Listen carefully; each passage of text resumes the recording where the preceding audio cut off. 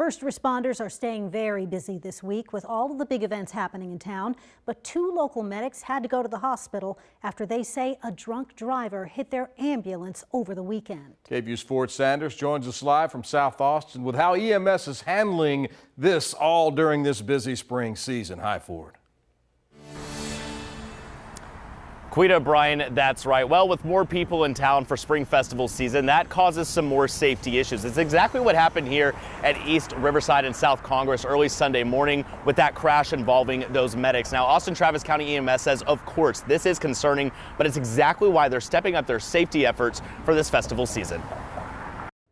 Rows and rows of dispatchers and first responders.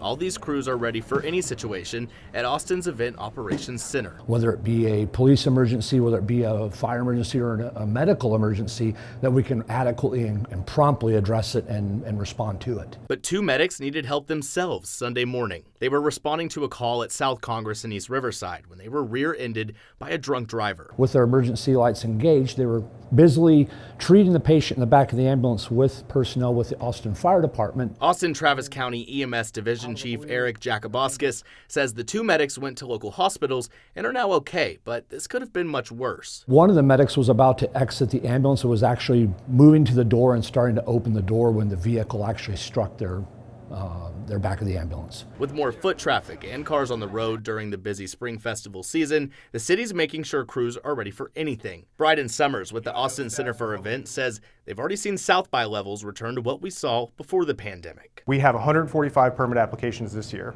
So looking back at last year, we were at 110 permit applications, so that's about a 24% increase. He says the Event Operations Center is just another way for them to make sure all the city agencies are on the same page. We want to make sure we've got all the right people in the room if we need to make decisions, to get information out to make sure everybody's staying safe.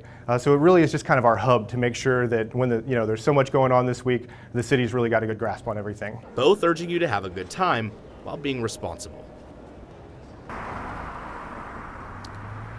After Sunday's crash with the medics here at Riverside and South Congress, the chief tells me that one of them is actually still not able to get back to work just yet, but they have both been released from the hospital and are seemingly doing well. Live in South Austin, I'm Ford Sanders.